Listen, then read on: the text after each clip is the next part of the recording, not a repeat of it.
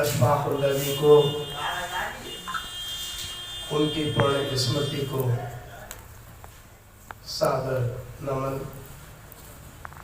स्वर्गीय प्रकाश सैनी जी को भी श्रद्धांजलि।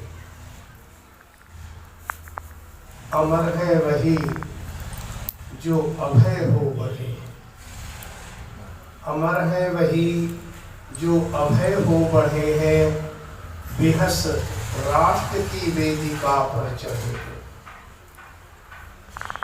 जिन्होंने राष्ट्र के लिए, मनुष्यता के लिए, समाज के लिए अपना जीवन अर्पित किया, वही अमर है, वही आदर के योग्य है और समाज उन्हीं का पूर्ण स्मरण करता है।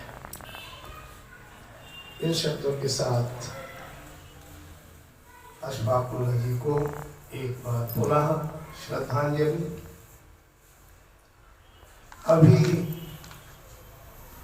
बहुत अच्छी पंक्ति हमारे संचालक भाई ने प्रस्तुत की थी कि शहीदों की चिताओं पर लगेंगे हर बरस मेले, वतन पर मरने वालों का यही बाकी निशा हो।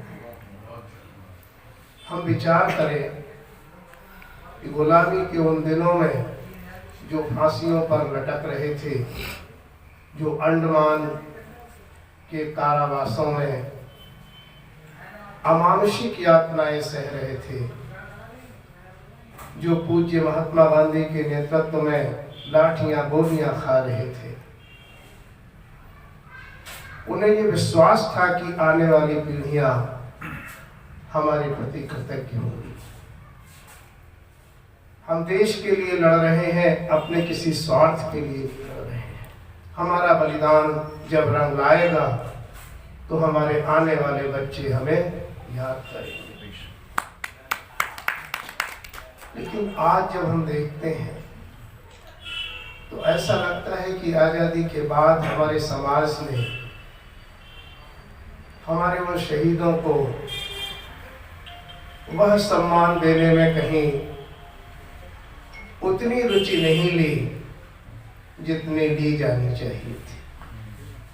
और उसका ये दुष्परिणाम भी है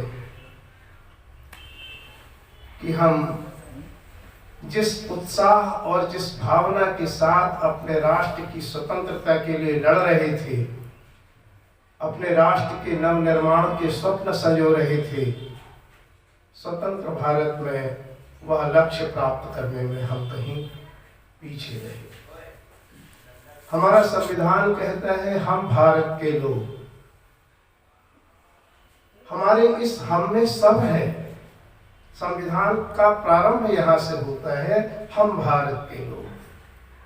सारी जातियां, सारे धर्म, सारे क्षेत्र, भाषा सब इसमें समाहित है। लेकिन आजाद भारत में पता नहीं क्यों ये हम हाशिए पर जाता रहा और समूह बनते गए। ये अमुक धर्म का समूह, ये इस जाति का समूह, ये इस वर्ग का समूह, फिर समूह के अंदर समूह, और इससे हमारी एकता के लिए एक बड़ा खतरा उत्पन्न हो। बंधुओं, राष्ट्रीय एकता ही एकमात्र ऐसा सूत्र है जिसमें हम सब बंध सकते हैं। अन्यथा अन्य आधारों पर तो हमारी सबकी अपनी अपनी अस्मिता है। कोई किसान है, कोई मजदूर है, कोई वकील है, कोई डॉक्टर है, कोई हिंदू है, कोई मुसलमान है, कोई ईसाई है, कोई ब्राह्मण है, कोई क्षत्रिय है, कोई वैश्य है, कोई शूद्र है, कोई बंगाली है, कोई मद्रासी है, कोई गुजराती है। लेकिन इस हम में आकर के सब समा जाते हैं। हमें अपने संविधान की इस एकता के सूत्र की कद्र करनी चाहिए। अशफाक उल्लाह जी का बलिदान इस दृष्टि से बहुत महत्वपूर्ण है। राष्ट्र की स्वतंत्रता की डोर से बंधे हुए हैं राम प्रसाद बिस्मिल जी भी और अशफाक उल्लाह खां भी। ये वो दौर था जब समाज में विद्वेष की, सांप्रदायिक द्वेष की भी कमी नहीं थी। शाहजहांपुर में जहां अशफाक उल्लाह खां का जन्म हुआ था, एक बार बड़ा दंगा हुआ। 6-7 दिन तक कर्फ्यू लगा रहा। अंग्रेज सरकार नियंत्रित नहीं कर पा रही थी। तय किया अशफाक उल्लाह खां और राम प्रसाद बिस्मिल ने मिलकर कि हम चलते हैं नगर की सड़कों पर और संदेश देते हैं एकता का, इस दंगे को समाप्त कराते हैं। वे दोनों निकले और पूरे शहर में घूमे और उन दो लोगों ने उस दंगे को शांत करा दिया। राम प्रसाद बिस्मिल बड़े कट्टर आर्य समाजी थे और अशफाक उल्लाह खां भी अपने धर्म के प्रति पूरे निष्ठावान थे। हमारा धर्म हमारी राष्ट्रीय एकता में आड़े नहीं आता, हमारे निजी स्वार्थ हमारी राष्ट्रीय एकता में आड़े आते हैं। अगर हम अपने राष्ट्रीय हित को सर्वोपरि कर लें, अगर हम अपनी इंसानियत को, मनुष्यता को पहचान लें, तो हमारे सारे झगड़े स्वतः समाप्त हो जाते हैं। हमें ये ध्यान रखना होगा कि हमारी आजादी, हमारा सत्याग्रह और शस्त्राग्रह दोनों का शुभ परिणाम है। महात्मा गांधी के नेतृत्व में देश ने एक दीपक तैयार किया जिसमें आधार था, जिसमें चेतना की बत्ती पड़ी हुई थी, जिसमें संगठन का घी भरा हुआ था, जन जागृति थी, लेकिन ये दीपक था। बंधुओं, दीपक तब तक प्रकाश नहीं देता जब तक अग्नि से उसे संपर्क न कराया जाए। सुभाष, अशफाक उल्लाह खां, चंद्रशेखर आजाद, भगत सिंह, ये जो क्रांतिकारी धारा है, ये चिंगारी है, ये अग्नि है। और गांधी जी द्वारा बनाए गए सत्याग्रह के दीप में जब ये शस्त्राग्रह की चिंगारी लगती है, तब स्वतंत्रता का दीप प्रज्वलित होता है। सारे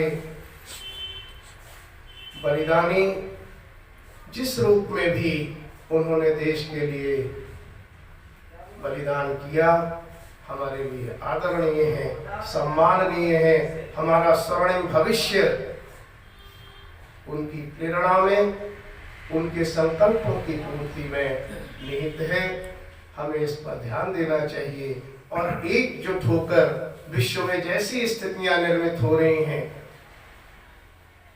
हमें एक स्वर में अपने राष्ट्र के लिए न्यौछावर होने की प्रेरणा अपने बलिदानी त्यागी वीरों से लेनी चाहिए।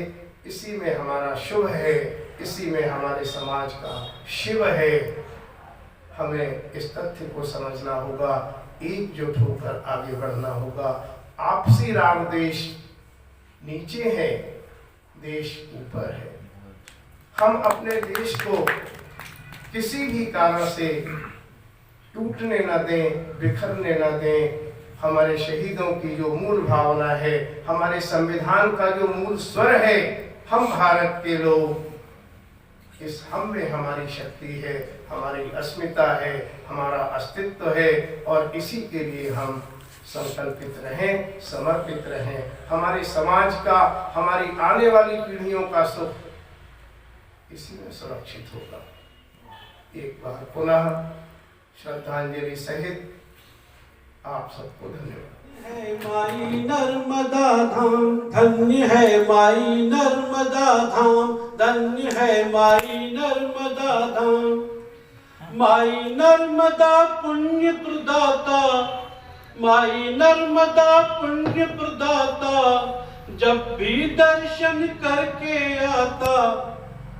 माई नर्मदा पुण्य प्रदाता, जब भी दर्शन करके आता, दुख पर लगे विराम। धन्य है माई नर्मदा धाम, धन्य है माई नर्मदा धाम। दुखियारों का दुख ये हरती, दुखियारों का दुख ये हरती, खुशहाली को बांट विचरती। दुखियारों का दुख ये हरती, खुशहाली को बांट विचरती। दर्शन भर कर लेने से ही बनते सारे काम। धन्य है माई नर्मदा धाम, धन्य है माई नर्मदा धाम।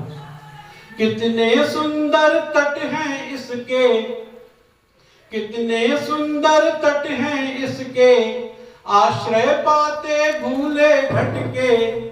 कितने सुंदर तट हैं इसके, आश्रय पाते भूले भटके। नित्य करो दर्शन जा करके, घाट घाट अभिराम। धन्य है माई नर्मदा धाम, धन्य है माई नर्मदा धाम। टिम टिम दीपक जैसे तारे, टिम टिम दीपक जैसे तारे, बस्ती जब आरती उतारे। टिम टिम दीपक जैसे तारे, बस्ती जब आरती उतारे। अद्भुत सुंदर सुखद नजारा, शांति मिले अविराम। धन्य है माई नर्मदा धाम, धन्य है माई नर्मदा धाम, धन्य है माई नर्मदा।